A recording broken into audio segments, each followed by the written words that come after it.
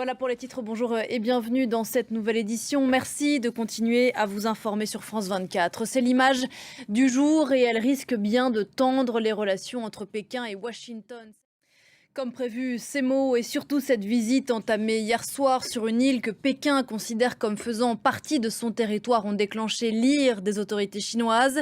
Elles ont annoncé des manœuvres militaires pour jeudi. Des avions ont volé ces dernières heures dans la zone d'identification de défense aérienne taïwanaise.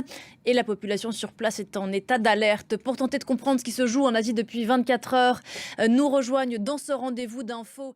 Est-ce que vous pouvez nous dire ce que vous retenez d'abord sur le fond et sur la forme de ces quelques heures de visite à Taïwan de Nancy Pelosi? Alors sur le fond, il s'agit, de la conclusion logique du Mathieu Mabin, on va se tourner vers vous du côté de Washington. Nancy Pelosi, c'est le moins que l'on puisse dire, n'a pas été discrète depuis qu'elle est arrivée à Taïwan, ne serait-ce pour parler de la forme que par la couleur de son costume. On le voyait qu'elle hier à Taipei dans la nuit taïwanaise. Quelle est l'intention de l'administration Biden avec cette visite? Stéphane Corcuff disait qu'elle avait envoyé Nancy Pelosi. Est-ce que c'est le cas? De Washington à Taipei, on vous retrouve à nouveau. Mathieu, vous restez avec nous. Stéphane Corcuff. Mathieu Mabin rappelait à l'instant le contexte historique, géopolitique dans lequel s'inscrit cette visite. Qu'est-ce que vous comprenez, vous, du timing de la visite de Nancy Pelosi?